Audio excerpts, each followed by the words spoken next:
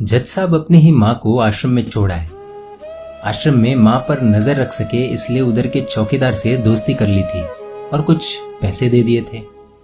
जज ने चौकीदार को अपनी दिल की बात आंखों में आंसुओं के साथ बता दी कि घर में पत्नी है जो माँ के साथ बदतमीजी से पेश आती है और पत्नी के कहने पर दोनों बच्चों ने माँ से बात करनी ही बंद कर दी। माँ को अकेलापन लगने लगा और इन सब वजहों से दिन भर रोती, इसलिए उसे आश्रम छोड़ने के लिए आ गए। तो चौकीदार ने कहा, जज साहब आपके सामने सारे सबूत थे कि कौन सही और कौन गलत है, लेकिन अपनी ही माँ के साथ न्याय नहीं कर पाए तो औरों के साथ क्या न्याय करते होंगे आप। ये बात जज साहब के दिल को छुप गई।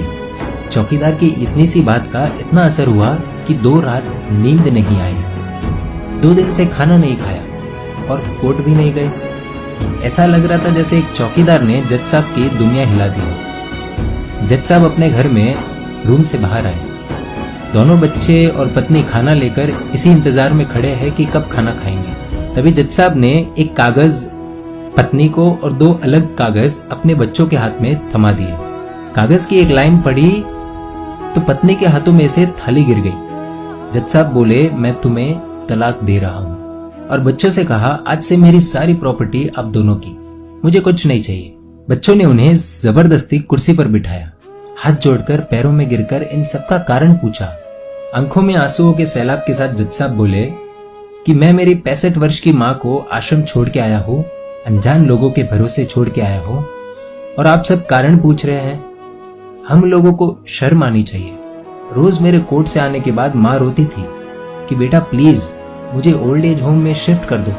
आप में से किसी ने भी माँ से सीधे मुंह बात नहीं की, और ये भी भूल गए कि जिस जज को आज पूरा शहर सलाम करता है, उसी जज को बनाने में उस माँ का कितना बड़ा रोल है। कभी दूसरों के घरों में काम करने जाती तब भी मुझे अकेला न छोड़ती। ऐसी भगवान समान माँ को मैंने आश्रम में छोड़ दिया, और वो भी ऐसे लोगों के भरोसे जिन्हें ये तक नहीं पता कि माँ को क्या बीमारियां है। खुद को कोसते हुए जज साहब कहते हैं, दूसरों पर फैसले सुनाने वाला आज मैं खुद हार गया। मैं जज नहीं बल्कि गुनहगार हूँ, और मैंने जो गुनाह किया है वो शायद कानून तो माफ कर देगा, लेकिन ईश्वर के कोर्ट में वो कभी माफ नहीं होगा। ये कहते हुए जज साहब बोले कि अब मैं अपने पापों का प्रायश्चित करने जा रहा हूँ। मैंने अपना सब कुछ आप लोगों को सौंप दिया है, और अब अपनी माँ के साथ आश्रम में रहूंगा और उनकी सेवा करूंगा। पत्नी से जज साहब ने कहा कि याद रखना, आज तुमने उस माँ को आश्रम भिजवाया, तुम भी एक माँ हो, कल तुम्हें भी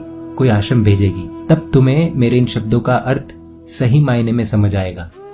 ये बोलकर जज साहब निकल लिए अपनी माँ के पास। आधी रात को चौकीदार भी जज साहब को देखते हुए चौंक गया। अंदर देखा तो माँ सो रही थी। करीब जाकर देखा तो पूरे परिवार की तस्वीर से लिपट कर रोते हुए माँ सो गई थी। आश्रम का प्रशासन भी जाग गया, क्योंकि पीछे पीछे माँ और बच्चे भी आ गए। उन्हें यह एहसास हो गया कि उन्होंने क्या पाप किया है। तभी आश्रम की एक कर्मचारी बोली, हम इन्हें आपको नहीं सौंप सकते, क्या पता कल आप इन्हें मार दो तो। ये सुनते ही जज साहब की पत्नी को दिल में बहुत दर्द हुआ।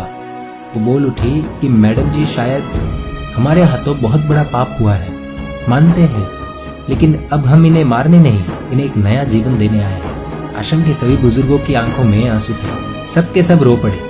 खुशी के आंसुओं के साथ माँ को घर ले आए। लेकिन वही आश्रम में अनेक आंखें ऐसी थी जो किसी न किसी का इंतजार कर रही थी। दोस्तों, इस कहानी का उद्देश्य तो आप सब समझ गए होंगे, इसलिए शेयर कीजिए और हर घर तक इस कहानी को पहुंचाइए, क्योंकि माँ तो माँ होती है। सब होगा तुम्हारे पास, पर सुकून नहीं होगा। सुकून सिर्फ माँ के आंचल में होता है।